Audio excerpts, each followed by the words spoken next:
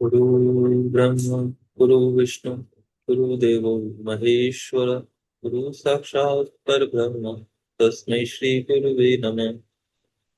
त्वमेव माता च पिता त्वमेव त्वमेव बन्धु च सखा त्वमेव त्वमेव विद्या द्रविणं त्वमेव त्वमेव सर्वं मम देव देव।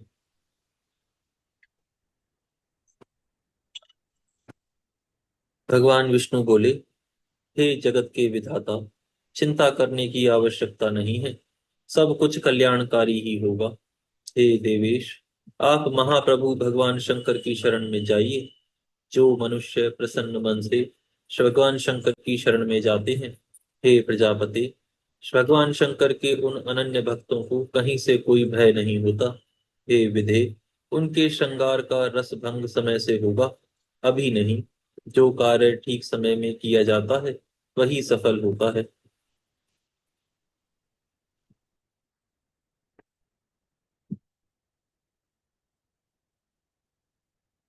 अन्यथा नहीं। भगवान शंकर के अभिष्ट को भग्न भग्न करने में कौन समर्थ है। 1000 वर्ष पूर्ण होने पर वे स्वयं निवृत्त हो जाएंगे। जो रति को भंग करते हैं उसे जन्म जन्मांतर में स्त्री तथा पुत्र से वियोग प्राप्त होता है। उस भेदकर्ता पुरुष का ज्ञान नष्ट हो जाता है, कीर्ति नष्ट हो जाती है और वह दरिद्र हो जाता है। अंत में वह 1 लाख वर्ष तक काल सूत्र नामक नरक में रहता है। इसी प्रकार महामुनिंद्र दुर्वासा को स्त्री से वियोग हुआ। फिर उन्होंने दूसरी मंगल में कर कमलों वाली स्त्री को प्राप्त करके वियोग जन्य दुख को दूर किया। घृताचि घृताचि पर आसक्त कामदेव को बृहस्पति गुरु के द्वारा मना करने पर गुरु बृहस्पति को पत्नी हरण का दुख मिला। फिर उन्होंने शिव जी की आराधना कर देवी तारा को प्राप्त किया, जिससे उनकी विरह व्यथा दूर हुई। महर्षि गौतम ने मोहिनी में आसक्त चंद्रमा को वियुक्त किया। इस कारण उनका स्त्री से वियोग हुआ।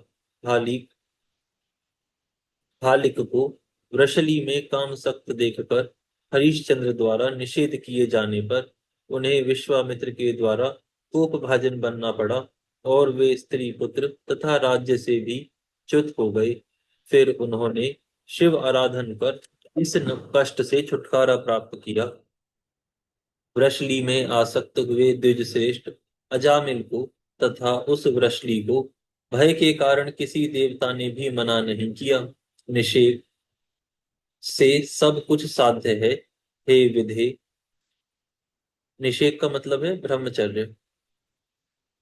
हे विधे, निषेक बलवान है, निषेक ही फल देने वाला है। उस निषेक का कौन निवारण कर सकता है। शंकर जी के भोग का वह काल देवताओं के वर्ष से 1000 वर्ष पर्यंत तक का है। हे देवगणों, 1000 दिव्य वर्ष पूर्ण हो जाने पर आप लोग वहां जाकर इस प्रकार का उपाय करें, जिससे उनका तेज पृथ्वी पर गिरे। उसी तेज से प्रभु शंकर का स्कंद नामक पुत्र उत्पन्न होगा। अतः हे ब्राह्मण, इस समय आप इन देवताओं को साथ लेकर अपने स्थान को लौट जाएं और शिव जी एकांत में देवी पार्वती के साथ आनंद विहार करें। ब्रह्मा जी बोले, हे मुनीश्वर, इस प्रकार कहकर लक्ष्मीपति भगवान विष्णु शीघ्र ही अपने अंतःपुर में चले गए और मेरे साथ सभी देवता अपने अपने स्थान पर चले गए। इस प्रकार बहुत दिनों तक शक्ति एवं शक्तिमान के विहार से भाराक्रांत यह पृथ्वी शेष एवं कच्छप के धारण करने पर भी कांप उठी। तब कच्छप के भार से आक्रांत सबका आधारभूत पवन स्तंभित हो गया, जिससे संपूर्ण त्रिलोक्य भय से व्याकुल हो उठा। फिर सभी देवता मेरे साथ भगवान विष्णु की शरण में गए और दुखी मन वाले उन्होंने उस वृतांत की भगवान विष्णु से निवेदित किया। देवता बोले, हे देवदेव, हे रमानाथ, हे सर्वरक्षक प्रभु, हम लोगों को भय से व्याकुल चित्त हो आपकी शरण में आए हुए हैं। आप हमारी रक्षा कीजिए। पता नहीं किस कारण से तीनों लोगों के प्राणभूत वायुदेव स्तंभित हो गए हैं। तथा मुनि एवं देवगणों के सहित सारा चराचर त्रिलोक के व्याकुल हो गया है।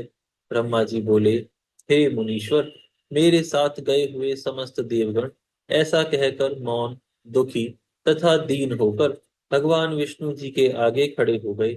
इस बात को सुनकर हमें तथा सभी देवताओं को अपने साथ लेकर भगवान विष्णु बड़ी शीघ्रता से भगवान शिव के प्रिय कैलाश पर्वत पर गए।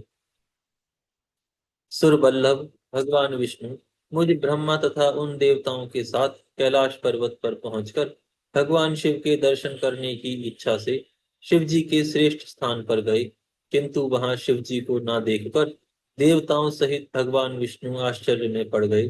फिर उन्होंने वहां पर स्थित महेश्वर के गणों से विनय पूर्वक पूछा। भगवान विष्णु बोले, हे भगवान शंकर के गणों, आप सब बड़े दयालु हैं।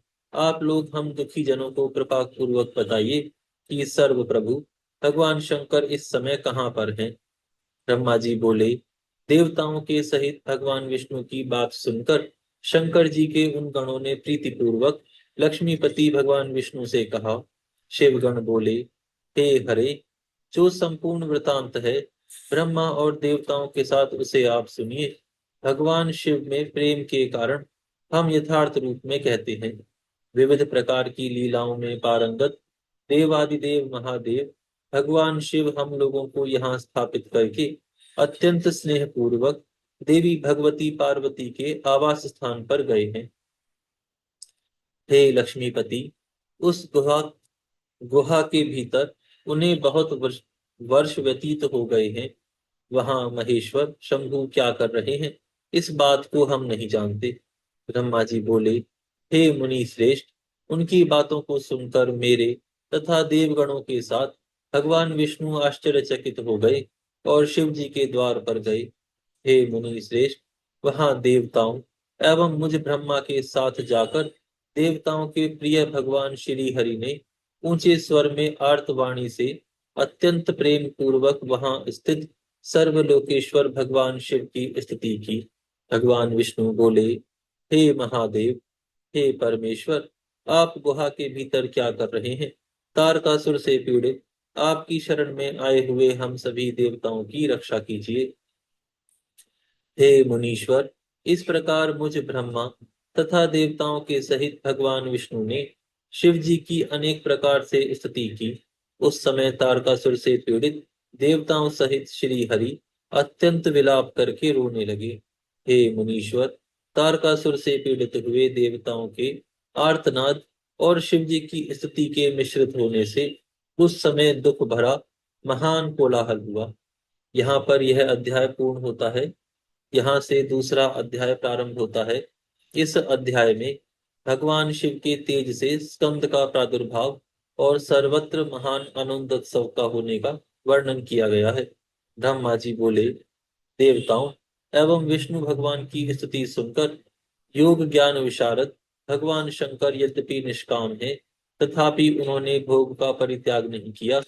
फिर भी फिर वे भक्त वत्सल भगवान शंकर दैत्य से पीड़ित हुए देवताओं के समीप घर के दरवाजे पर आए। उस समय मुझ ब्रह्मा तथा भगवान विष्णु के साथ देवगण भक्त वत्सल प्रभु शिव का दर्शन कर अत्यंत सुखी हुए। उन देवताओं का पूर्वोक्त वचन सुनकर दुखी आत्म वाले भगवान शंकर ने उद्विग्न होकर उत्तर दिया। देवताओं ने सिर झुकाकर परम स्नेह पूर्वक भगवान शंकर को प्रणाम किया और हे मुने, मुझ ब्रह्मा तथा विष्णु के साथ सभी देवताओं ने भगवान शंकर की स्तुति की। देवता बोले, हे देवदेव, हे महादेव, हे करुणा सागर प्रभु, आप सबके अंतर्यामी हैं। हे शंकर, आप सब कुछ जानते हैं। हे विभो, हम देवताओं का कार्य कीजिए। हे महेश्वर, देवताओं की रक्षा कीजिए। तथा हे महाप्रभु, कृपा करके तारका आदि असुरों का विनाश कीजिए। भगवान शिव बोले, हे विष्णु, हे विधाता, हे देवों, मैं आप सबके मन का अभिप्राय जान रहा हूँ, किंतु जो होना है वह होता ही है। भावी का निवारण करने वाला कोई नहीं है। हे देवों, जो होना था वह तो हो गया। अब जो उपस्थित है उसके विषय में सुनिए। मुझ शिव के स्खलित तेज को इस समय कौन धारण करेगा? जिसे धारण करना हो वह धारण करे। इस प्रकार कहकर शंकर जी मौन हो गए। तद देवताओं से प्रेरणा प्राप्त अग्नि ने कपोत होकर अपनी चोंच से भगवान शंकर के तेज को ग्रहण कर लिया। हे नारद, इसी समय भगवान शिव के आगमन में विलंब देखकर वहां पर भगवती गिरिजा आकर उपस्थित हो गई। उन्होंने देवताओं को देखा। वहां का वह संपूर्ण वृतांत जानकर देवी पार्वती महाक्रोधित हो गईं। तब उन्होंने विष्णु प्रभृति सभी देवताओं से क्रोध में भरकर कहा। देवी बोली, हे देवगणों, आप लोग बड़े दुष्ट हो। आप हमेशा अपने स्वार्थ साधन में लगे रहते हो और अपने स्वार्थ साधन के निमित्त दूसरों को कष्ट देते हो। आप लोगों ने अपने स्वार्थ के लिए परम प्रभु शिव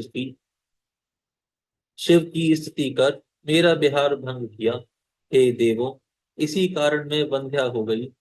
हे देवताओं, मेरा विरोध करने से तुम देवताओं को भी कभी सुख प्राप्त नहीं होगा और तुम दुष्ट देवताओं को इसी प्रकार महादुख प्राप्त होगा।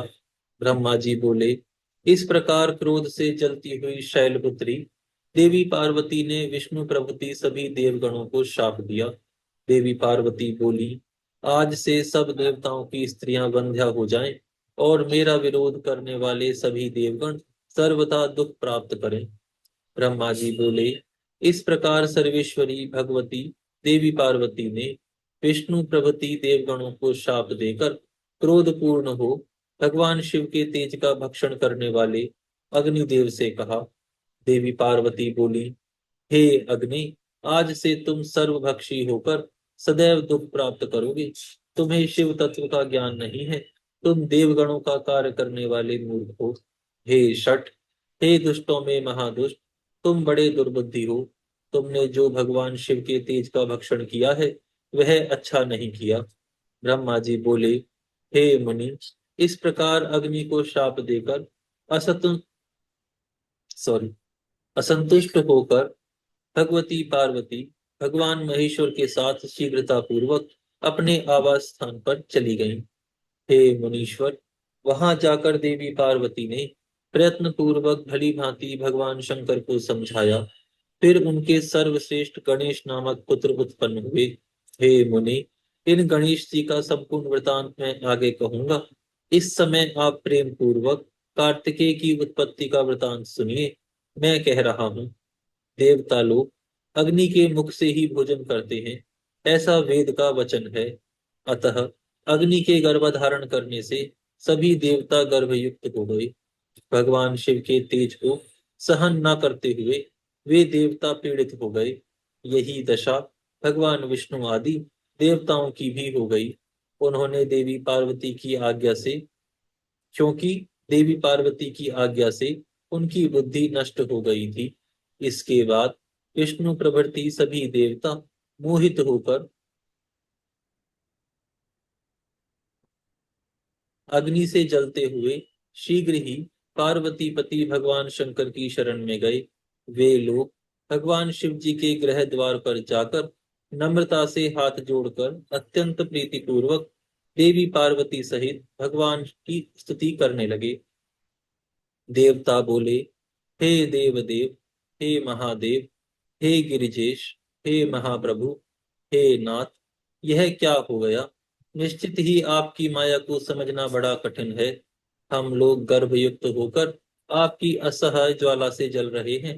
हे शंभु, कृपा कीजिए और हम लोगों की दुर्वस्था का निवारण कीजिए।